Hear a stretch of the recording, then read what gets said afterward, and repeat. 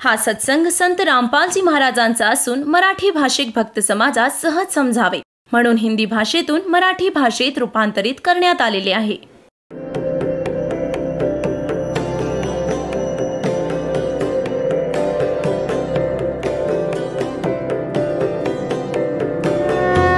और ज्ञान सब ज्ञान डी कबीर ज्ञान सो ज्ञान और जैसे घोड़ा तोब कायम करता चले मैदान. जगद्गुरु तत्वदर्शी संत रामपालजी महाराजांचे अमृत वचन सर्व पवित्र धर्मांच्या व पवित्र शास्त्रांच्या आधारावर. पुण्यात्म्यांनो, परमेश्वर कबीरजींनी आपल्या द्वारा रचलेल्या सृष्टीबद्दल जी माहिती दिली आहे त्यात खूपच विस्ताराने सांगितलं आहे. आता हे श्री ब्रह्माजी, विष्णूजी आणि शिवजी विमानात बसले आहेत. दुर्गाने त्या विमानाचं आकाशात उड्डाण केलं. हे जिथे पोहोचलं तिथं ब्रह्माजी विराजमान होते आणि एक ब्रह्माजी विमानात बसलेले आणि एक ब्रह्माजी समोर बसलेले ब्रह्मलोकामध्ये. आणि तिथं पाहिलं तर विष्णू आणि शिवजी विचारत होते की हा दुसरा ब्रह्मा कोण आहे. म्हणजे विमानातला ब्रह्माजी त्यांना विचारत होता की हा दुसरा ब्रह्माजी कोण आहे. तर ते म्हणाले की मला काही माहिती नाही ते कोण आहेत ते. तर हे कोण होते.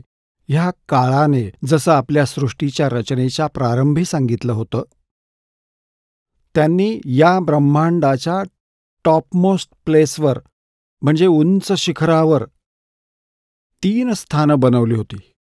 आपल्याला एक चित्र दाखवतो ब्रह्मांडाचं, त्यातून सहज समजेल. पहा, एक ब्रह्मांडाचं लघुचित्र आहे. हे पहा, हे एक अंड्यासारखा आकार आहे. याचा अंड्यासारखा आकार आहे. याचा एलिप्टिकल असा आकार आहे, असा शेप आहे. आता हे पहा, खालून सुरुवात करूया. सगळ्यात खाली हा पाताळलोक, तलातल, रसातल, सुतल, अतल, महातल, तलातल आणि वितल. हा पृथ्वीलोक. हे शिवलोक, ज्याला शिवपुरी पण म्हणतात. ब्रह्माजींचा लोक ब्रह्मापुरी, विष्णूजींचा लोक विष्णुपुरी. आता हे जे क्षेत्र आहे हा आहे कॉमन स्वर्ग आणि नरक. हे आहे धर्मराय लोक, म्हणजे इथला न्यायाधीश बनवलेला आहे काळानं, जिथे सगळ्यांचं अकाउंट असतं. आणि हे जे सगळं स्थान आहे हे ब्रह्मलोक आहे. हे जे स्थान आहे याला ब्रह्मलोक म्हणतात. हा एक स्वर्ग आहे. इथे इंद्र पण असतो, पण हा इंद्र वेगळा आहे आणि म्हणून याला महाइंद्र म्हटलं आहे. हे इथे काय केलेलं आहे ना, हा महास्वर्ग आहे. यातच याने एक वेगळाच असा आणखी एक डुप्लिकेट काम करून ठेवले. एक नकली सतलोक, नकली अलखलोक, नकली अगमलोक, नकली अनामीलोक अशी रचना करून ठेवली आहे. इथेही 88,000 खेडी आहेत. इथंही सप्तपुरी आहे. आणि ह्या सगळ्या ब्रह्मलोकाच्या वरती हा ब्रह्मलोक आहे. ह्या ब्रह्मलोकाच्या वर याने इथं 3 गुप्त स्थानं बनवली आहेत. तुम्हाला सांगितलं होतं की एक हे रजोगुण प्रधान क्षेत्र आहे. यामध्ये हा काळ क्षरपुरुष स्वतः ब्रह्माचं रूप धारण करून राहतो आहे आणि सोबत आपली पत्नी दुर्गाला सावित्रीच्या रूपात ठेवतो. हा इथून अंतर्धान पावला आहे आणि विमानाच्या आधी इथं येऊन पोचला. हे एक तमोगुणप्रधान क्षेत्र आहे, जिथे हा महादेव महाशिव रूपात राहतो आणि दुर्गाला आपल्या म्हणजे उमा रूपात ठेवतो. आता हे एक सतोगुणप्रधान क्षेत्र आहे. पुढे हे स्वतःच विष्णुरूप धारण करून तिथे विराजमान होतात आणि दुर्गाला महालक्ष्मी रूपात ठेवतो. आता जेव्हा त्यांचं विमान येऊन पोहोचलं या रस्त्याने, पहिलं त्यांनी पाहिलं हा इंद्राचा लोक पाहिला.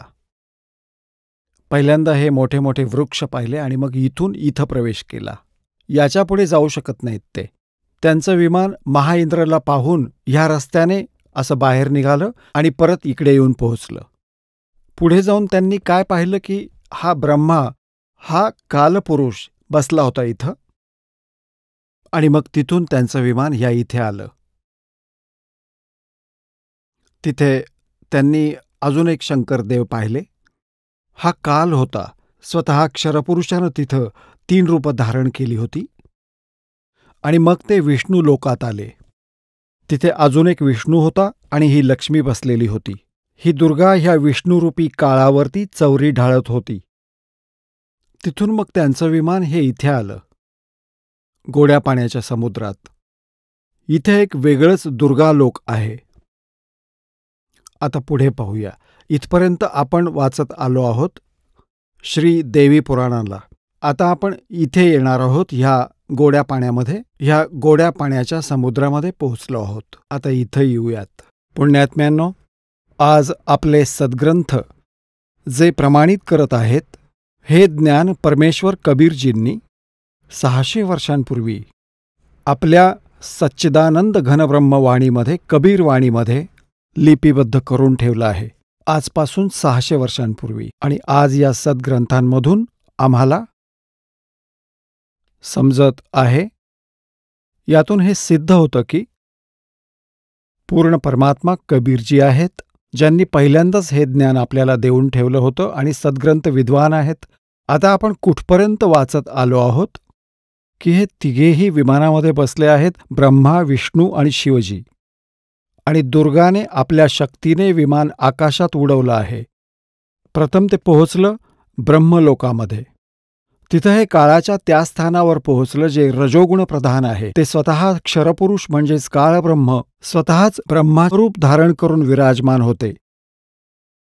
आणि पुढे गेलो तर तेच शंकर रूपामध्ये विराजमान होते. पुढे गेलो तर विष्णू रूपामध्ये विराजमान होते. मग तिथून त्यांचं विमान कुठं गेलं? हे सगळं ह्यासाठी केलं गेलं कारण ते सगळे स्वतःला देव समजून बसायला नको, त्यांचं भ्रमनिवारण करण्यासाठी. आता पाहूयात. हे देवी भागवत चालू आहे.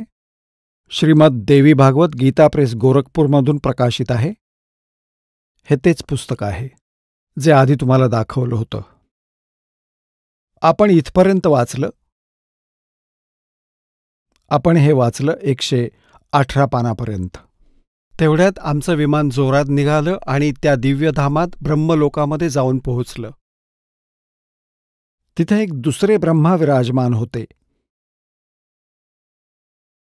एक विमानात बसलेत आणि एक तिथं विराजमान होते.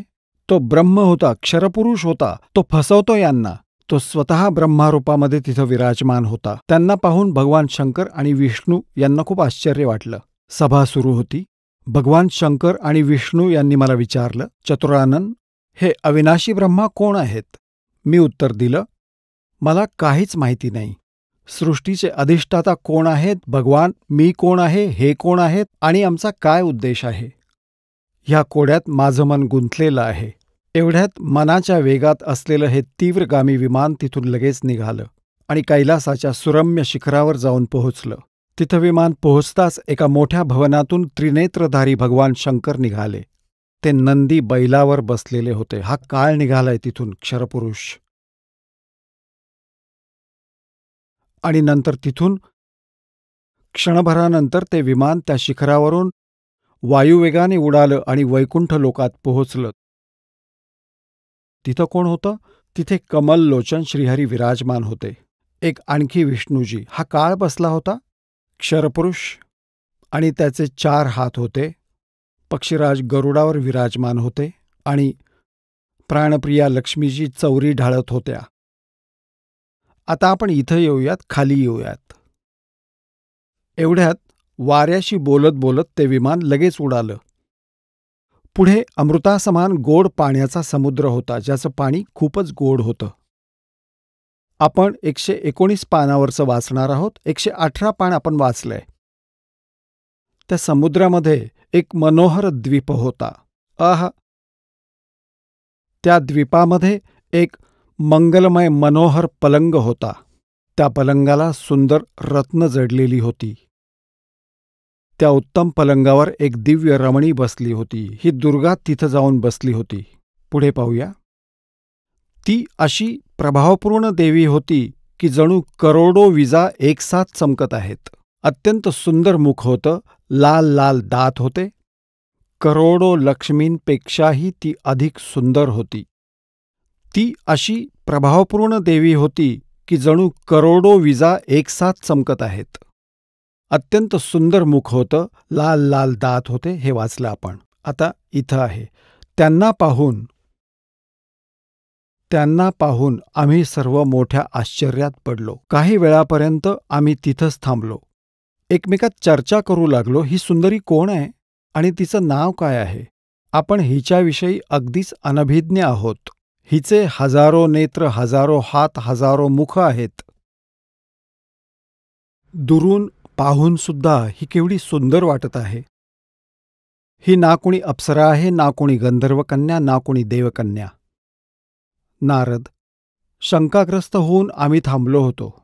तेव्हा भगवान विष्णूने त्या चारुहासिनी भगवतीला पाहून विवेकपूर्ण निश्चय केला की ही भगवती जगदंबिका आहे. तेव्हा ते म्हणाले की ही भगवती आपल्या सर्वांची आदिकारण आहे. महाविद्या आणि महामाया ही हिची नावं आहेत. ती पूर्ण प्रकृती आहे. आता पुण्यात्म्यांनो, विष्णूजी म्हणत आहेत कारण काळानं त्यांची बुद्धी उद्दीपित केली. आता आपण 120 पान नंबर वाचूया. संक्षिप्त देवी भागवत, गीता प्रेस, गोरखपूर इथून प्रकाशित. ही तीच दिव्यांगना आहे, विष्णूजी सांगत आहेत. ही थोडी पार्श्वभूमी सांगितली विष्णूला काल भगवानाने आणि दुर्गाने. थोडी बॅकग्राऊंड सांगितली. ही तीच दिव्यांगना आहे जिचं प्रलयवर्णात मला दर्शन झालं होतं. त्यावेळी मी बालरूपात होतो. ती मला पाळण्यामध्ये झुलवत होती. विष्णूजी लहानसं बाळ होते हे त्यांच्या जन्माचं प्रमाण आहे. वटवृक्षाच्या पानावर एक सुदृढ शय्या अंथरली होती. त्याच्यावर पडून मी माझ्या पायाचा अंगठा आपल्या कमळासारख्या मुखात घेऊन चोखत होतो. म्हणतायत प्रलयवर्णनामध्ये मला दर्शन झालं होतं या देवीचं. तेव्हा मी बाल्यावस्थेत होतो. छोटं बाळ होतो. ती मला पाळण्यात झुलवत होती. मी पायाचे अंगठे चोखत होतो. त्यांना पाहून मला आधीची गोष्ट आठवली. ही आम्हा सर्वांची जननी आहे. आता 121 पानावर आहोत. आता भगवान विष्णू प्रकृती देवीला म्हणाले की नमस्कार देवी. भगवती विधात्रीला निरंतर नमस्कार असो. ही स्तुती करत करत भगवान येत आहेत. विष्णूजी इथे पहा 123 पानावर. जे प्रारंभी वाचलं होतं ते आता परत आलं आहे. भगवान विष्णू स्तुती करत आहेत आपल्या माता दुर्गाची. तू शुद्ध स्वरूपा आहेस. हे सगळं विश्व तुझ्यापासूनच निर्माण झालं आहे. मी, ब्रह्मा आणि शंकर आम्ही सगळे तुझ्या कृपेमुळेच विद्यमान आहोत. आमचा आविर्भाव म्हणजे जन्म आणि तिरोभाव म्हणजे मृत्यू होत असतो. केवळ तूच निरंतर आहेस, जगज्जननी आहेस, प्रकृती आणि सनातनी देवी आहेस. भगवान शंकर म्हणाले, देवी, जर महाभाग विष्णू तुझ्यापासून प्रकट झाले आहेत तर त्यांच्यानंतर उत्पन्न होणारे ब्रह्मा पण तुझेच बालक आहेत. मग मी तमोगुणी लीला करणारा शंकर काय तुझी संतान नाहीये? अर्थात मला ही उत्पन्न करणारी तूच आहेस शिवे. संपूर्ण संसाराची सृष्टी करण्यामध्ये तू खूप चतुर आहेस. ह्या संसाराच्या सृष्टी, स्थिती आणि संहारामध्ये तुझे गुण नेहमीच समर्थ आहेत. ह्या तिन्ही गुणांपासून उत्पन्न झालेले आम्ही ब्रह्मा, विष्णू आणि शंकर नियमानुसार कार्यामध्ये तत्पर असतो. आता पुण्यात्म्यांनो, आपण आपल्या सद्ग्रंथांना स्वतः वाचलं आहे आणि हे आत्तापर्यंत पवित्र हिंदू धर्माचे गुरुजन हे आचार्य, मंडलेश्वर, महामंडलेश्वर, गीता मनीषी, गीतेच्या मर्मज ज्ञाता, वेदांच्या ज्ञाता, पुराणांच्या ज्ञाता म्हणत होते. त्यांना हे काहीच माहीत नव्हतं. ते अज्ञानी होते. जे आजपर्यंत आपल्या देवांना अजरावर म्हणत होते ते आपल्याला त्यांची स्थिती काय सांगू शकले नाही. हे नाही सांगू शकले की त्यांची स्थिती काय आहे. जन्मगाथा सांगत बसले महापुरुषांची की यांची ही स्थिती आहे. आता पुण्यात्म्यांनो, जसं की तुम्हाला सृष्टी रचनेच्या प्रारंभी जी कथा सुरू केली होती, सांगितली होती की काळ भगवानाने ह्या क्षरपुरुषाने, जे ब्रह्मा विष्णू महेशाचे पिता आहेत, दुर्गाजीचे पती आहेत, जे श्रीदेवीचे पती आहेत आणि ब्रह्मा विष्णू महेशचे पिता आहेत, त्यांनी दुर्गाला सांगितलं होतं हे की माझं गुपित कोणालाही सांगू नकोस. हे खूप कठोरपणे सांगितलं होतं. तर देवीने ह्याच उद्देशाने ब्रह्मा विष्णू महेश यांना ह्या क्षरपुरुषाचं ज्ञान दिलं नाही. आता दुर्गाला ह्याने सांगितलं होतं की माझं रहस्य कोणालाही सांगू नकोस. अशा प्रकारे दुर्गानं ते गुपित कोणालाही सांगितलं नाही, तरीही सत्य लपू शकलं नाही.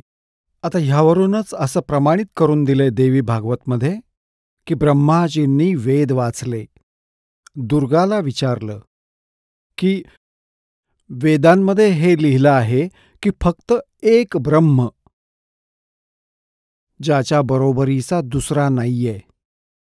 ब्रह्म म्हणजे परमात्मा पण असतो, ब्रह्म म्हणजे भगवान पण असतो. तो एकच परमात्मा पूजेच्या योग्य असतो.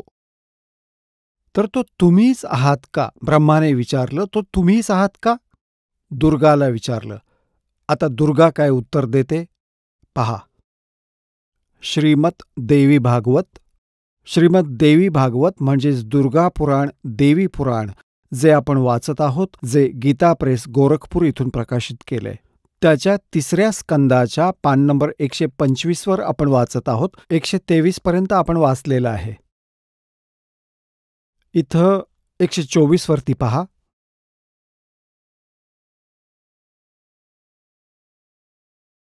ब्रह्माजी म्हणत आहेत, अद्भुत तेजस्वी भगवान शंकर यांची स्तुती करण्यावर भगवती जगदंबिकेनं आपली ती गोष्ट सांगितली. आता इथे ब्रह्माजी विचारतायत, ब्रह्माजीचं प्रकरण चालू आहे. हे 125 पानावरती आपण वाचतो आहोत 3ऱ्या स्कंदामध्ये. ह्या मूर्त आणि अमूर्त जगाचा आधार तुमच्या आधी दुसरा कोणीही पुरुष नव्हता, कोणी तिसरा पण नाहीये. एकमेव द्वितीय ब्रह्म. ह्या वेदाच्या वचनाला व्यर्थ म्हणणं तर योग्य नाही. आता दुर्गा यांना म्हणते की मीच सर्व काही आहे, मीच तुमचा पिता आणि मीच तुमची माता आहे. आता ब्रह्मदेवांनी वेद वाचले आणि म्हणाले की आपण वेदांना खोटं ठरवू शकत नाही, आणि इकडे अनुभव वेगळीच गोष्ट सांगतो. अशा प्रकारे वेदवाक्य आणि अनुभव यांच्यामध्ये अत्यंत विरोध उत्पन्न होत आहे. वेद म्हणतायत एकमेवा द्वितीय ब्रह्म आहे, तर काय तो आत्मस्वरूपाही तुम्हीच आहात की तो कोणी वेगळा पुरुष आहे? माझ्या या शंकेचं निरसन करण्याची कृपा करा. कुठल्या तरी महान पुण्याच्या कृपेमुळेच मला तुमच्या चरणांची सेवा करण्याचं भाग्य लाभलंय. तू स्त्री आहेस की पुरुष, हे रहस्य पण मला विस्तृतपणे कृपा करून सांगा.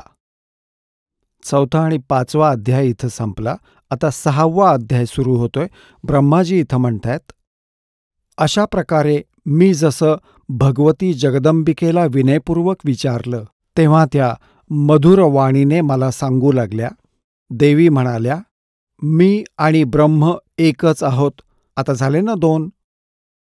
सत्य लपत नाही, एकच आहोत. माझ्यात आणि ह्या ब्रह्ममध्ये किंचितही फरक नाही. जे ते आहेत तेच मी आहे, आणि जी मी आहे ते तेच आहेत. बुद्धीच्या भ्रमातून भेद प्रतीत होत आहे. आमच्या लोकांच्या सूक्ष्म भेदांना जो जाणतो, इथे तर 2 आहेतच, जो जाणतो तोच. आता 125 पान आपण वाचलं. आता 126 वाचूयात. तोच बुद्धिमान पुरुष आहे, तोच तत्वदर्शी संत आहे जो आपली भिन्न भिन्नता समजतो. त्याने संसार मार्गातून मुक्त होण्याबाबत काहीच शंका नाही. ब्रह्म एकच आहे. पुढे पहा. मी शक्तिरूप धारण करून पराक्रम करते. गौरी, ब्राह्मी, रौद्री, वाराही, वैष्णवी, शिवा, वारुणी, कौबेरी, नारसिंही आणि वासवी ही सगळी माझीच रूपं आहेत.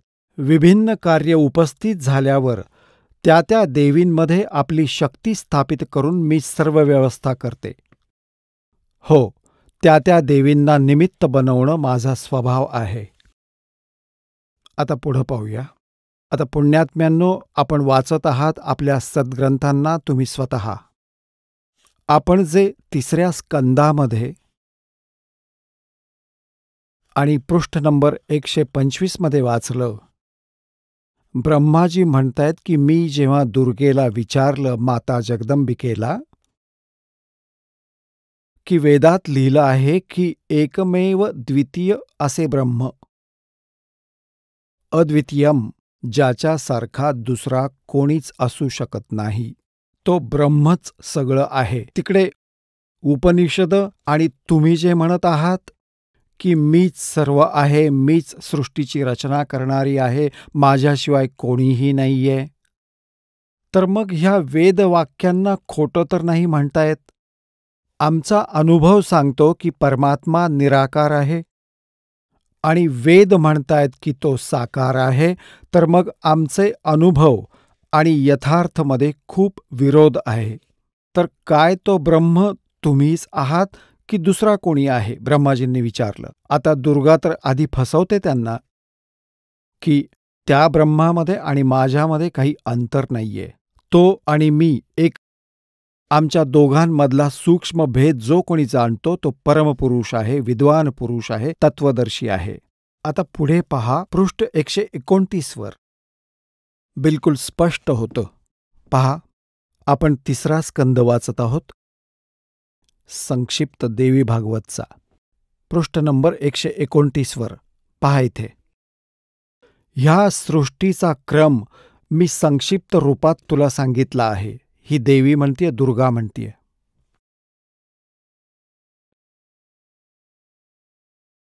इथं देवीचं प्रवचन चालू आहे. देवी म्हणाली, हे देवी सांगतीये. हे 129 पानावर. हा सृष्टीचा क्रम मी संक्षिप्त रूपात तुला सांगितला आहे. महानुभाव देवतांनो, ब्रह्मा, शिव आणि विष्णूला दुर्गा म्हणतीये, आता माझं कार्य सिद्ध करण्यासाठी विमानात बसून तुम्ही लवकर या, लगेच या, जा. कोणतंही कठीण कार्य उपस्थित झालं तर तुम्ही माझं स्मरण कराल तर मी समोर येईन. देवतांनो, माझं आणि सनातन परमात्म्याचं ध्यान तुम्ही नेहमी करत राहिलं पाहिजे. आता इथं हे 2 झाले. तेव्हा तर म्हणत होती की मीच सर्व काही आहे, आणि आता दुर्गा इथं म्हणते की ब्रह्मलाच सनातन परमात्मा म्हणत आहे. आम्हा दोघांचं आले 2. आमच्या दोघांचं स्मरण करत राहिलात तर तुमचं कार्य सिद्ध व्हायला किंचित मात्र शंका नाही. ब्रह्माजी म्हणतात, अशा प्रकारे सांगून भगवती जगदंबिकेनं आमची पाठवणी केली. त्यांनी शुद्ध आचरणवाल्या शक्तींमधून भगवान विष्णूंसाठी लक्ष्मीला, शंकरदेवांसाठी महाकालीला आणि माझ्यासाठी महासरस्वतीला पत्नी बनण्याची आज्ञा दिली. आता त्या स्थानातून आम्ही निघालो आणि दुसऱ्या स्थानावर आमची पुरुष रूपात प्रतिष्ठापना झाली. आपल्याला ह्या दासाने परमेश्वर कबीरांद्वारे रचलेली सृष्टी आणि ह्या साऱ्या ब्रह्मांडाची रचना केव्हा आणि कशी कशी झाली ह्या साऱ्या गोष्टी सांगितल्या. ह्या दासाने आपल्याला मौखिक ऐकवलं होतं, शाब्दिक ऐकवलं होतं, आणि आज या सद्ग्रंथांनी आपल्या शास्त्राने प्रमाणित केलं की 600 वर्षांपूर्वी परमेश्वर कबीरांनी आपल्याला जे ज्ञान दिलं होतं ते आजही आमच्या सद्ग्रंथात विद्यमान आहे. आणि हे नकली गुरु, आचार्य, ढोंगी, वेदज्ञानहीन, शास्त्रांच्या ज्ञानापासून हीन आहे. आणि हे म्हणतायत की ब्रह्मा, विष्णू, महेश अजरामर आहेत, त्यांचे कोणी माता पिता नाहीयेत, सर्वेश्वर आहेत, महेश्वर आहेत. आता ही तर संकल्पना स्पष्ट झाली दुर्गेची, की दुर्गा यांची माता आहे. फायनल झालं. आणि तिघांचा विवाह केला दुर्गाने. आपलीच 3 रूपं करून ती स्वतःच म्हणते की मी एकाची अनेक होऊ शकते. आणि 3 रूपं धारण करून तिने 3 पुत्रांचा विवाह करून दिला. आता समस्या राहिली की यांचा पिता कोण आहे, ह्या संकल्पनेला स्पष्ट करूया. ह्या रहस्याला, ह्या शंकेचं समाधान जे आहे शिवपुराण करेल. आता आपल्याला वाचून दाखवतो हे पवित्र शास्त्र, जे हे नकली हिंदू धर्माचे नकली गुरु आजपर्यंत ना वाचू शकले ना समजू शकले. यांना केवळ संस्कृत भाषेचं ज्ञान होतं, तत्वज्ञान नव्हतं. आणि आपण यांना मानत राहिलो की हे संस्कृत भाषा जाणणारे ऋषी, महर्षी, ब्राह्मण आहेत आणि यांनी वेद आणि पुराणांना नीट वाचलं असेल, यांनी योग्य सांगितलं असेल आम्हाला. आणि कबीर देवजी, कबीर साहेबजी मानव रूपात, विणकर रूपात 600 वर्षांपूर्वी बनारसमध्ये आले होते. ते सांगत होते की हे खोटे सांगतायत सगळे, हे सद्ग्रंथांशी परिचित नाहीत, हे परमात्म्याच्या भाषेशी परिचित नाहीत. तर त्यावेळी आपला विश्वास बसला नाही, कारण हे खोटे गुरु आचार्य म्हणत होते की कबीर तर अशिक्षित आहे, हा संस्कृत भाषा जाणत नाही, हा तर खोटे बोलतोय. ब्रह्मा, विष्णू, महेश यांच्याविषयी, यांचा जन्ममृत्यू सांगतो, यांच्या मातापितांविषयी सांगतो. कबीरजी खोटं बोलतायत. कबीर परमेश्वरांनी आपला प्रिय आत्मा धरमदासजींना सांगितलं होतं की धरमदास, कलियुगाची जेव्हा 5505 वर्ष संपतील, तेव्हा माझी ही गोष्ट खरी होईल जी मी आज तुला सांगतोय. काय? अब मैं तुमसे कहूँ चताई, त्रिदेवन की उत्पत्ति भाई. माँ अष्टंगी पिता निरंजन, ये जमदारुण वंशन अंजन. 3 पुत्र अष्टंगी जाए, ब्रह्मा विष्णु शिव नाम धराए. जे आज मी तुला सांगतो आहे की ब्रह्मा, विष्णू, महेश यांची माता दुर्गा आहे आणि पिता ज्योतिनिरंजन आहे. हा काल क्षरपुरुष आहे. हे माझं जे वचन आहे, आजपासून कलियुगाची 5505 वर्ष संपतील, तेव्हा हे खरं ठरेल.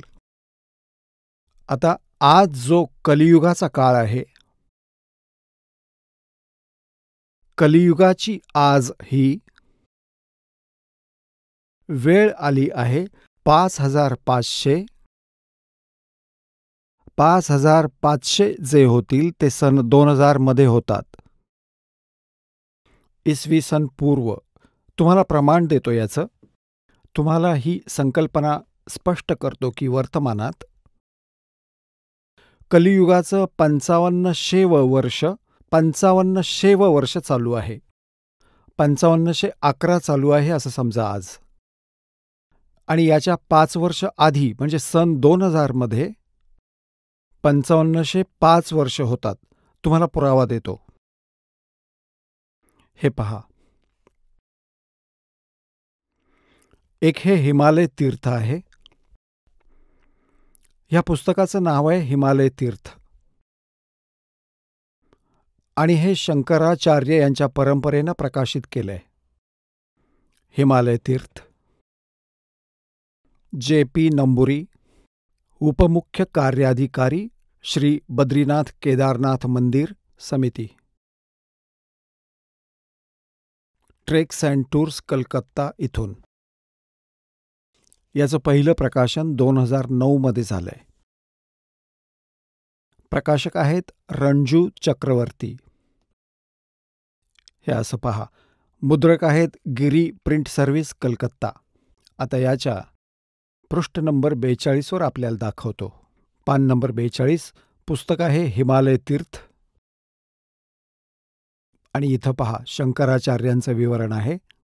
आदी केदारेश्वरांसमोर शंकराचार्यजींची दिव्य संगमरवरी मूर्ती आहे. शिवरहस्यानुसार एक पुस्तक आहे शिवरहस्य, संस्कृतमध्ये, त्यातून हे घेतलंय. 3सहस्रे वर्षाणाम शंकरो यती, अर्थात कलियुगाची 3000 वर्ष व्यतीत झाल्यावर बौद्ध मीमांसकांच्या मतावर विजय प्राप्त करण्यासाठी शंकर यतीच्या रूपात आविर्भूत होतील. म्हणजे शंकर भगवान हेच आदी शंकराचार्यांच्या रूपामध्ये कलियुगाची 3000 वर्ष व्यतीत झाल्यावर बौद्ध मीमांसकांच्या मतावर विजय प्राप्त करण्यासाठी शंकर यतीच्या रूपामध्ये आविर्भूत होतील शंकराचार्यांच्या दर्शनानंतर, असं पुढं लिहिलं आहे. आता आम्ही दुसरं आपल्याला दाखवतो. आता यावरून सिद्ध होतं की कलियुगाची 3000 वर्ष संपतील तेव्हा आदी शंकराचार्यांचा जन्म होईल. आता हे दुसरं पुस्तक याचं प्रत्यक्ष प्रमाण आहे की ख्रिस्ताच्या 508 वर्ष आधी शंकराचार्यांचा जन्म झाला. आता पहा, हे पुस्तक आहे ज्योतिर्मय ज्योतिर्मठ. हे आहेत आदी शंकराचार्यजी आणि हे आहेत आत्ताच्या वर्तमानातले श्री स्वरूपानंदजी. शंकराचार्य हे 2 पीठांचे शंकराचार्य आहेत. दोन्हींचं स्वामित्व यांच्याकडे आहे. हे पुस्तक आहे ज्योतिर्मय ज्योतिर्मठ. आणि इथे पहा, जानेवारी 2007 मध्ये छापलंय.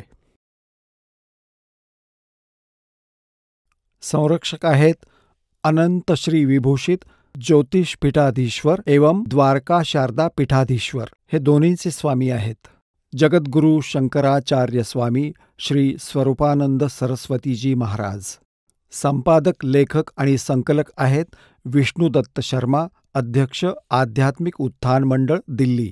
प्रेरणास्त्रोत हे आहेत, मुद्रक हे आहेत फाईन प्रिंट अँड पॅक्स.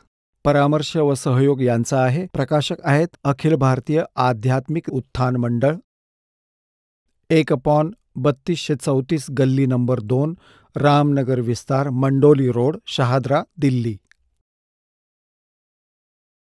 आता यातलं पृष्ठ नंबर 11 तुम्हाला दाखवतो. आदी शंकराचार्यांचा संक्षिप्त जीवन परिचय. जवळजवळ 2500 वर्षांपूर्वी शंकराचार्यांचा जन्म चर्मराती आस्थेच्या युगात केरळ प्रांतात पूर्णा नदीच्या तीरावर कालाडी गावामध्ये धर्मनिष्ठ नंबूद्री वैश्य शैव ब्राह्मण श्री शिवगुरू व धर्मपरायण सुभद्रा यांच्या घरात झाला. श्री शिवगुरू तैत्तरीय शाखेचे यजुर्वेदी होते, जे आदी शंकराचार्यांचे वडील होते. शंकराचार्यांचा जन्म भगवान शंकरांच्या आशीर्वादाने झाला, म्हणून त्यांचं नाव शंकर ठेवलं गेलं. गुरुपरंपरेतील मठांच्या मतानुसार त्यांचा अवतार काळ इसवी सन पूर्व 508 मानला गेला आहे. 476 साल मानला आहे. 476चा अर्थ असा आहे 32 वर्षांचं वय असताना त्यांचा देहांत झाला. आता याच्यातून 32 वजा केले तर एवढेच येतात, 476. म्हणजे 508 वर्षांपूर्वी. इथे यांनी अंदाजाने म्हटलंय की साधारणपणे 2500 वर्षांपूर्वी त्यांचा जन्म झाला. कुठे? आणि यावरून हे सिद्ध होतं की इसवी सन पूर्व 508 वर्ष हे 2007 मध्ये लिहिलं आहे. जर इसवी सन 2000 असं आपण धरलं तर तेव्हापासून 508 वर्ष आधी, म्हणजे 2000च्या 2508 वर्ष आधी. म्हणजे मी त्यात 3000 मिळवले तर 5508 वर्ष झाली. आणि 1994 पासून या दासाने ही नामदानाची आज्ञा झाली. सन 2000 मध्ये कृपा झाली, परमात्म्याने दया केली.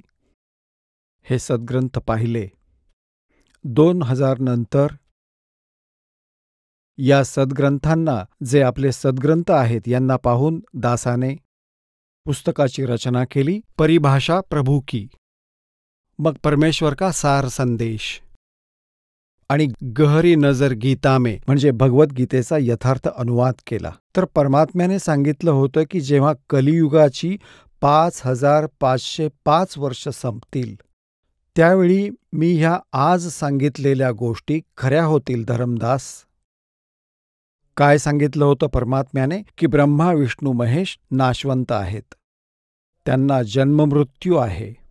ब्रह्मा विष्णू महेश यांचे पिता ज्योती निरंजन क्षरपुरुष हे काल आहेत आणि यांची माता ही देवी दुर्गा आहे.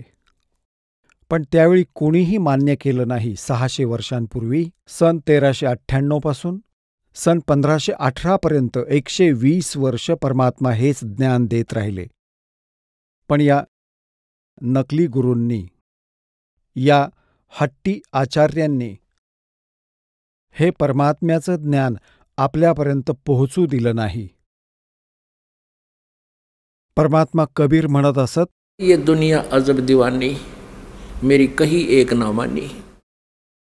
पहा कसे वेडे झाले आहेत. नकली गुरूंच्या नादाने त्यांच्या दंतकथांना खरं समजतायत आणि आम्ही जे सत्य सांगतोय त्यावर विश्वास ठेवू शकत नाहीयेत.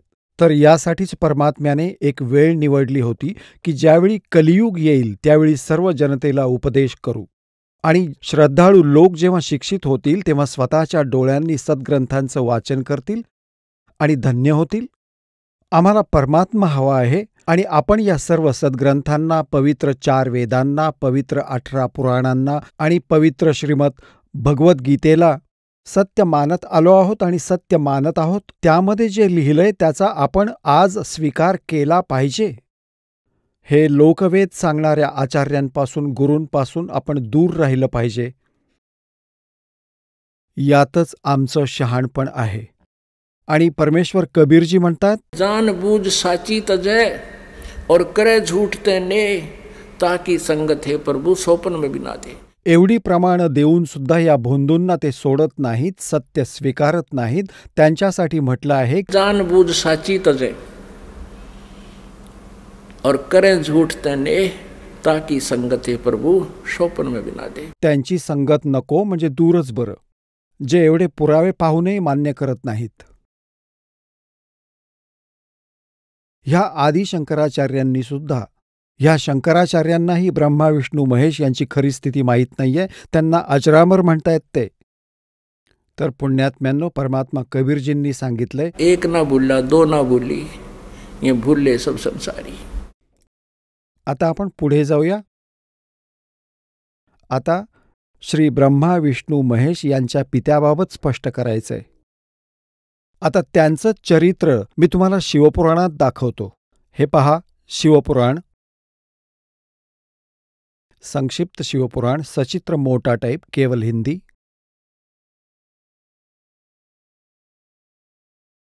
गीता प्रेस गोरखपूर यांनी प्रकाशित केले. संक्षिप्त शिवपुराण, सचित्र मोठा टाइप, केवल हिंदी. संपादक हनुमान प्रसाद पोद्दार.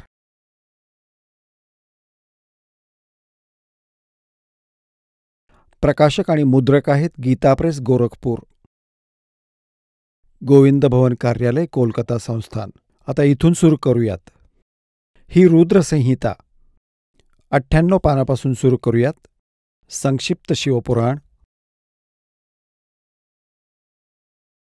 हा रुद्रसंहितेचा 5वा अध्याय इथं संपतोय. आपला पुत्र नारदाचं ते बोलणं ऐकून लोकपितामह ब्रह्मा तिथं असं म्हणाले. आता रुद्रसंहितेचा 6वा अध्याय आपण वाचूया. ब्रह्माजींनी म्हटलं, ब्रह्मन, देव शिरोमणी, तुम्ही नेहमी सर्व जगावर उपकार करत असता. लोकांचे हित करण्याच्या इच्छेने तुम्ही अतिशय चांगला प्रश्न विचारला आहे. ज्यावेळी सर्व चराचर जग नष्ट झालं होतं, सर्वत्र फक्त अंधकारच अंधकार पसरला होता. सूर्य आणि चंद्रही दिसत नव्हते, अन्य ग्रह आणि नक्षत्रही दिसत नव्हती, दिवसही नव्हता आणि रात्रही नव्हती, अग्नी, पृथ्वी, वायू आणि जल यांचंही अस्तित्व नव्हतं. तेव्हा तत्सत ब्रह्म ह्या श्रुतीमध्ये जे सत्य सांगितलं आहे तेच एकमेव सत्य होतं. आता पृष्ठ 100 संक्षिप्त शिवपुराण रुद्रसंहिता आपण वाचतोय. ज्या परब्रह्माविषयी ज्ञान व अज्ञानाने पूर्ण उक्तींद्वारे अशा प्रकारे विकल्प केले जातात, त्याने काही काळानंतर दुसरी इच्छा प्रकट केली. त्याच्या अंतरात एकापासून अनेक होण्याचा संकल्प उमटला. तेव्हा त्या निराकार परमात्म्याने आपल्या लीलाशक्तीने स्वतःसाठी मूर्तीची कल्पना केली. जे मूर्तिरहित परब्रह्म आहे त्याची मूर्ती. भगवान सदाशिव आहे. अर्वाचीन आणि प्राचीन विद्वान त्यांनाच ईश्वर म्हणतात. त्यावेळी एकटं राहून स्वेच्छेने विहार करणाऱ्या त्या सदाशिवाने आपल्यापासून स्वतःच एका स्वरूपभूता शक्तीची निर्मिती केली, जी त्याच्या शरीरापासून कधीही वेगळी होणार नव्हती. त्या पराशक्तीला प्रधान, प्रकृती. आता लक्षात घ्या, ही कोण आहे? ही दुर्गा आहे, जी कालच्या शरीरापासून बाहेर निघाली. त्यावेळी एकटं राहून स्वेच्छेने विहार करणाऱ्या त्या सदाशिवाने, सदाशिव कोण आहे? तो काल आहे. आपला विग्रह म्हणजे शरीरातून स्वतःच एका स्वरूपभूता शक्तीची निर्मिती केली, हे ब्रह्म सांगतायत. आता परमेश्वर कबीरजींनी सांगितलं आहे की काळाने दुर्गाला खाल्लं होतं, त्याच्या पोटातून परमेश्वर कबीरजींनी तिला बाहेर काढलं. इथं यांची मिळती जुळती गोष्ट आहे, कारण परमेश्वर कबीरजींनी ब्रह्माजींना हे ज्ञान दिलं होतं आणि ब्रह्माजींनी आपला अनुभव आणि कबीरजींचं सांगणं यातून या गोष्टीला पूर्णत्व दिलं. त्यावेळी एकटं राहून स्वेच्छेनं विहार करणाऱ्या त्या सदाशिवानं आपल्यापासून स्वतःच एका स्वरूपभूता शक्तीची निर्मिती केली, जी त्याच्या शरीरापासून कधीही वेगळी होणार नव्हती. त्या पराशक्तीला प्रधान, प्रकृती, गुणवती, माया, बुद्धितत्वाची जननी व विकाररहित सांगितलं आहे. त्याच शक्तीला अंबिका म्हटलं आहे. तिलाच प्रकृती. हे लक्षात ठेवा की दुर्गेला प्रकृती असंही म्हणतात. सर्वेश्वरी आणि त्रिदेव जननी, तिन्ही देवांची माता ब्रह्मा, विष्णू, महेश यांची जननी दुर्गेला म्हणतात. त्रिदेव जननी, नित्या आणि मूळ कारण असंही म्हणतात. सदाशिवाने निर्मिलेल्या या शक्तीचे 8 हात आहेत. समजलं का ह्या दुर्गेविषयी सगळं? नाना प्रकारची आभूषणं तिच्या अंगाची शोभा वाढवतात. ती देवी नाना प्रकारच्या गतींनी संपन्न आहे आणि अनेक प्रकारची शस्त्रास्त्र धारण करते. स्पष्ट झालं? एकटी असूनही ती मायेच्या योगाने अनेक होते. तिनेच 3 रूपं धारण केली होती: सावित्री, लक्ष्मी आणि उमा, ज्यांनी ब्रह्मा, विष्णू आणि महेश यांच्याशी विवाह केला होता. एकटी असूनही ती मायेच्या संयोगाने अनेक होते. ते जे सदाशिव आहेत, ही क्षरपुरुषाबद्दल माहिती दिली आहे, ब्रह्मा, विष्णू, महेश यांच्या पित्याविषयी. त्यांना परमपुरुष, ईश्वर, शिव, शंभू आणि महेश्वर म्हणतात. आता पहा 101 पानावर रुद्रसंहितेचा आपण 6वा अध्याय वाचतोय. ते आपल्या पूर्ण शरीरावर भस्म लावतात.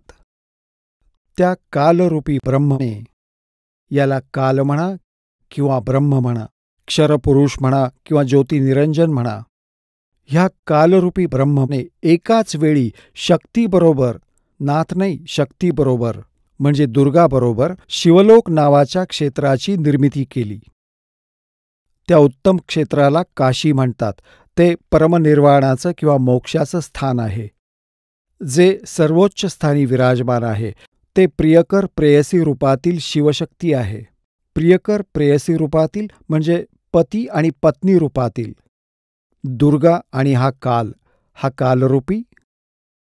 कालरूपी ब्रह्म म्हणा किंवा सदाशिव म्हणा, ब्रह्मा, विष्णू, महेश यांचा पिता. दुर्गा आणि काल जे परमानंद स्वरूप आहेत ते त्या मनोरम क्षेत्रात नेहमी निवास करतात. शिव आणि शिवाने, शिव म्हणजे कालरूपी ब्रह्म, कारण तो शिवाचे रूपही धारण करतो. आपल्या पुत्राप्रमाणे, कारण आपल्या खऱ्या रूपात तो कधी कोणासमोर येत नाही. शिव म्हणजेच काल, ह्या कालरूपी ब्रह्मने, या कालरूपी ब्रह्मने, शिव आणि शिवाने, काल आणि दुर्गाने प्रलय काळातही या क्षेत्राला आपल्या सान्निध्यापासून मुक्त केलं नाही. देवर्षे ब्रह्माजी म्हणतायत नारदाला, एकदा त्या आनंदवनात रमलेले असताना शिवा आणि शिवेच्या मनात, काल आणि दुर्गाच्या मनात, दुर्गा आणि कालच्या मनात, क्षरपुरुषाच्या मनात अशी इच्छा उत्पन्न झाली की दुसऱ्या एखाद्या पुरुषाची निर्मिती केली पाहिजे, म्हणजे बाळाची निर्मिती केली पाहिजे, ज्याच्यावर ही सृष्टी चालवण्याचा मोठा भार टाकून आपण दोघं केवळ काशीला राहून इच्छेनुसार राहावं आणि निर्वाण प्राप्त करावं, असा निश्चय करून शक्तीसहित सर्वव्यापी परमेश्वर शिवने ह्या कालरूपी ब्रह्मने दुर्गाबरोबर क्रीडा केली. आपल्या वाम बाजूच्या 10व्या अंगावर अमृतसिंचन केलं, पतिपत्नी व्यवहार केला. मग तिथून एक पुरुष प्रकट झाला, एका पुत्राची निर्मिती झाली. पहा, 102 पानावर 102 पानावर संक्षिप्त शिवपुराण आपण वाचतोय. आता इथे जो पुत्र उत्पन्न झाला त्याला कालरूपी ब्रह्मने म्हणजे शिवा म्हणाला, वत्स, व्यापक असल्यामुळे तुझं विष्णू असं नाव प्रसिद्ध होईल. आता दुर्गा आणि कालपासून जो पुत्र झाला त्याचं नाव विष्णू ठेवलं. हा आपण 6वा अध्याय वाचला रुद्रसंहितेचा. पुण्यात्म्यांनो, हे आपले तेच सद्ग्रंथ आहेत ज्यांना आधार मानून आपण हे ज्ञान प्राप्त केलं. हे आचार्य, ब्राह्मण, गुरु आपल्याला हे सांगत असत की शिवपुराणात असं लिहिलं आहे म्हणून आम्ही हे सांगत आहोत, विष्णू पुराणात असं लिहिलं आहे, देवी पुराणात असं लिहिलं आहे. तेव्हा असं वाटत असे की हे ज्या दंतकथा सांगत आहेत तर तसंच लिहिलं असेल, त्यांना संस्कृतचं ज्ञान होतं. आज हे सद्ग्रंथ त्या लोकवेदांच्या विपरीत माहिती देत आहेत. आता यातून स्पष्ट झालं, कालरूपी ब्रह्म, सरपुरुष म्हणा, ज्योतनिरंजन म्हणा, काळ म्हणा किंवा त्याला सदाशिव म्हणा, हा ब्रह्मा विष्णू महेश यांचा पिता आहे. आणि दुर्गा म्हणा, प्रकृती म्हणा आणि ही यांची माता आहे. ह्या दोघांच्या संयोगाने श्री विष्णूची उत्पत्ती झाली. हे आपलं शिवपुराण स्पष्ट करतंय. चला आता आपण त्या श्रद्धाळूंचे अनुभव जाणून घेऊयात ज्यांनी जगद्गुरु तत्वदर्शी संत रामपालजी महाराजांकडून नामदीक्षा प्राप्त केलेली आहे, तसेच त्यांच्याद्वारे सांगितलेल्या भक्ती मार्गावर चालत आहेत. नमस्कार सतसाहेब. आपलं नाव? बाळासाहेब एकनाथ निवल. आपण कुठून आलात? मुक्काम पोस्ट भगूर, तालुका वैजापूर, जिल्हा औरंगाबाद. आपला व्यवसाय काय आहे? शेती व्यवसाय आहे. संत रामपालजी महाराजांची गुरुदीक्षा आपण कधी घेतली? 23 जुलै 2019. संत रामपालजी महाराजांची गुरुदीक्षा घेण्या अगोदर आपण व आपला परिवार कोणती भक्ती साधना करत होतात? गावातील देवतांची पूजा करणं, शेजारच्या गावात शिर्डीला जाणं, शिर्डी साईबाबांच्या दर्शनाला जाणं, मोठा देवीला जाणं, त्यानंतर शनी शिंगणापूरला शनीच्या दर्शनाला जाणं, प्रत्येक ठिकाणी असे आसपासचे देवदेवता, पंढरपूरला विठोबांच्या दर्शनाला जाणं, सर्व काही भक्ती आम्ही करत होतो. जर तुम्ही एवढी भक्ती करत होतात तर तुम्ही संत रामपालजी महाराजांची शरण किंवा त्यांची नामदीक्षा का घेतली? सर, मला दारूचं व्यसन होतं आणि दारूचं व्यसन असल्यामुळं मला आमच्या घरामध्ये सतत कलह निर्माण व्हायचा. मी दारू पिऊन यायचो आणि घरात भांडणं व्हायची आणि त्यानंतर घरचे माझ्या व्यसनामुळं थोडे परेशान असायचे. तर मग मला बाकी माझी मित्रमंडळी किंवा कोणी सल्ला द्यायची की पंढरपूरला गेल्याने दारू सुटते किंवा गुरु केल्याने दारू सुटते. तर मी अनेक ठिकाणी या देवतांची पूजा व्यसन सुटण्यासाठी करायचो आणि घरातील कलह नष्ट व्हावा ही माझी इच्छा असायची, परंतु व्यसनातून मी मुक्त होत नव्हतो. त्यानंतर सरजी, मी प्रथम औरंगाबादला आसारामजी बापू आले होते. तर माझ्या एका मित्राने असा सल्ला दिला की आसारामजी बापूंची दीक्षा घेतल्यानंतर व्यसन सुटतं. तर त्या कार्यक्रमाला मी आवर्जून हजर राहिलो. हजर राहिल्यानंतर त्यांनी मला त्या ठिकाणी मला एक मंत्र दिला. हरिओम हा मंत्र मला त्या ठिकाणी मिळाला. परंतु मला त्या मंत्रानेही कुठल्या प्रकारचा परिणाम झाला नाही. मी व्यसनातून मुक्त झालो नाही आणि दारू पिण्याचं माझं सतत चालूच असायचं. त्यानंतर मी सुब्रमण्यम स्वामी म्हणून येवल्याचे एक महाराज, येवला तालुक्यातील, त्या ठिकाणीही तिथं गेलो. व्यसन सुटण्याच्या इच्छेने गेलो. तिथंही माळ घातली, तुळशीची माळ त्यांनी मला गळ्यात घालून दिली आणि ओम सुब्रमण्याय नमः हा मंत्र मला दिला. परंतु त्या मंत्रानेही मला काही परिणाम झाला नाही. माझं व्यसन सतत चालूच असायचं. त्यानंतर पुन्हा असंच काही माझ्या मित्रांची आणि नातेवाईकांनी सांगितल्यामुळं मी पुन्हा त्या नारायणगिरी महाराजांकडे जाऊन मी परत पुन्हा एकदा माळ घातली. परंतु त्या माळेचाही मला काही उपयोग झाला नाही. त्यांनी मला रामकृष्ण हरी हा मंत्र दिला होता. त्या मंत्रानेही माझ्यावर काही परिणाम झाला नाही. त्यानंतर पुन्हा देवगडचे नेवासा तालुक्यातील देवगड येथील गिरीजी महाराज यांच्याकडेही मी गेलो. त्या ठिकाणी पुन्हा माळ घातली. परंतु ती माळही टिकली नाही. पुन्हा मी जे व्यसन आहे ते करत होतो. त्यानंतर विरुळीतील शांतिगिरीजी महाराज, औरंगाबाद जिल्ह्यातील शांतिगिरीजी महाराज त्यांच्याकडेही गेलो.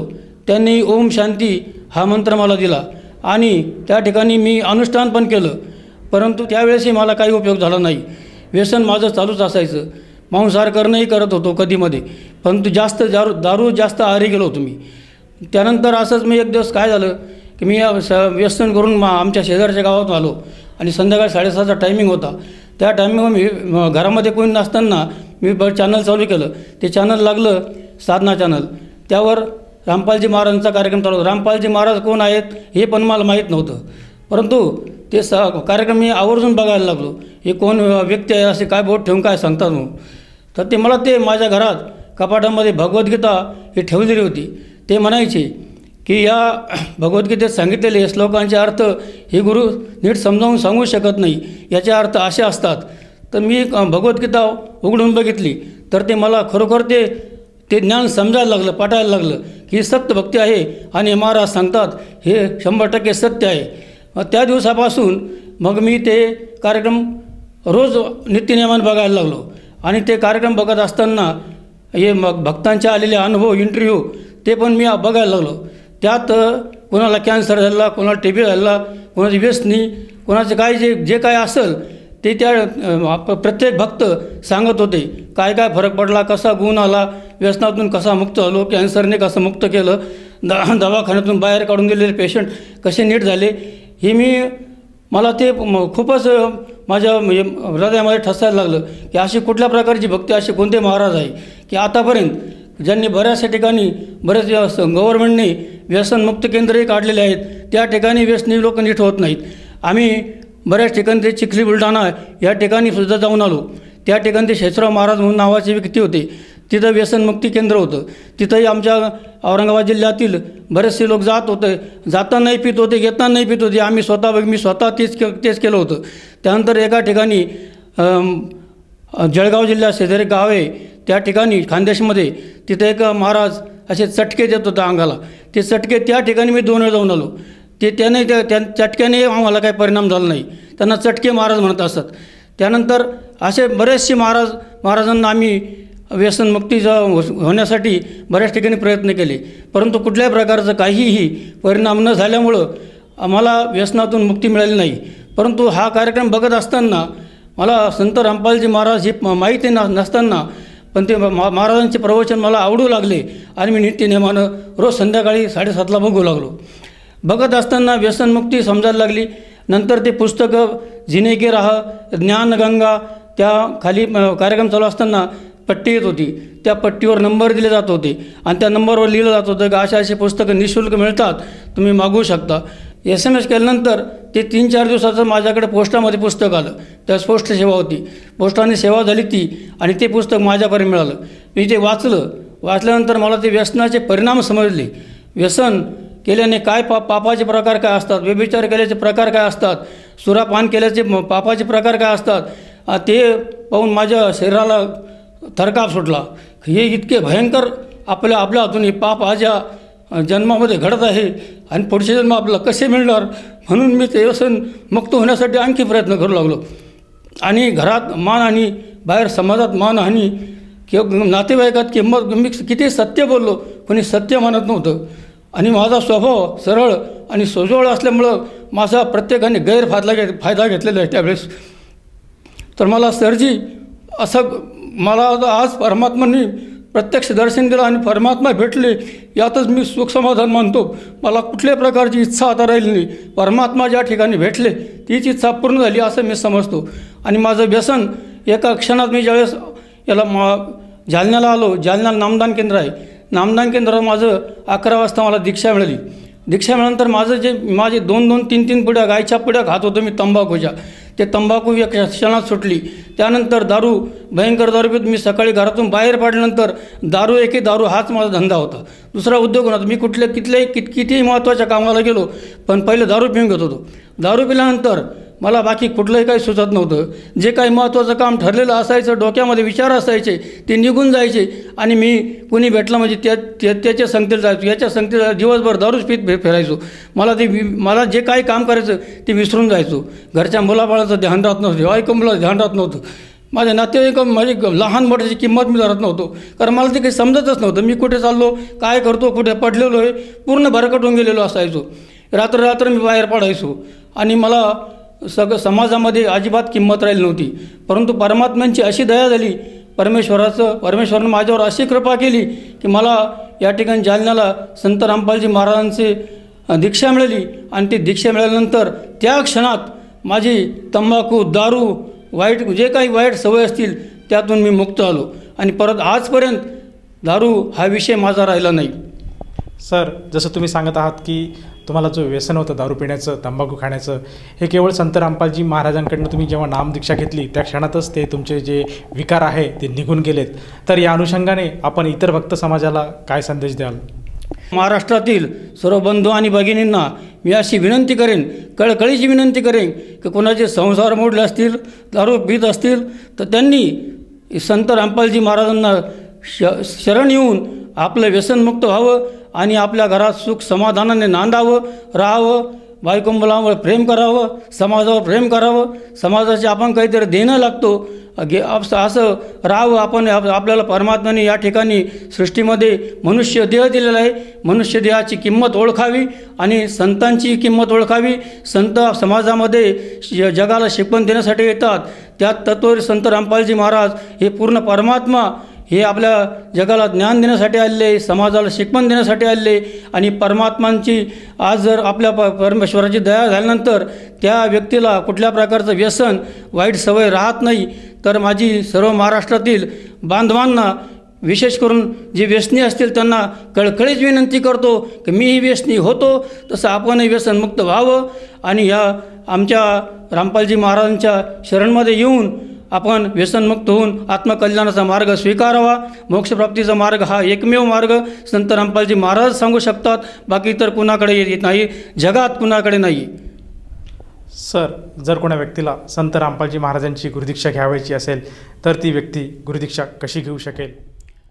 TV वर जे चॅनल बघत असताना जे नंबर येतात ते नंबरवर फोन करून दीक्षा घेण्याची व्यवस्था केली आहे. त्या ठिकाणी दीक्षा मिळेल. सर, या दीक्षेसाठी किती खर्च येतो? दीक्षा घेण्यासाठी एकही रुपयाचा खर्च नाही आहे. निःशुल्क दीक्षा मिळतात. संत रामपालजी महाराजांनी अशी व्यवस्था केली आहे की ते 1 रुपयाचा खर्च नाही. धन्यवाद. सतसाहेब.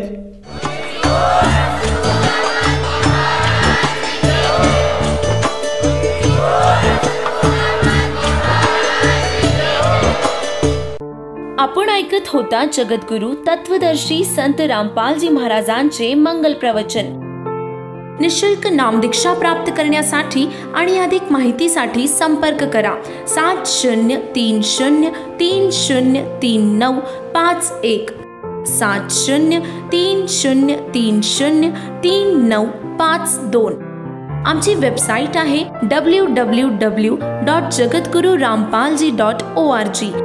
सर्व पवित्र धर्मांच्या पवित्र शास्त्रांवर आधारित प्रमाणित अनमोल पुस्तक ज्ञानगंगा किंवा जगण्याचा मार्ग यापैकी कोणतेही एक पुस्तक निशुल्क मागविण्यासाठी आम्हाला आपले पूर्ण नाव, पूर्ण पत्ता, पिनकोड सहित आणि फोन नंबर लिहून 7030303951 7030303952 या नंबरावर SMS करू शकता किंवा आम्हाला 7030303950 या नंबरावर WhatsApp देखील करू शकता.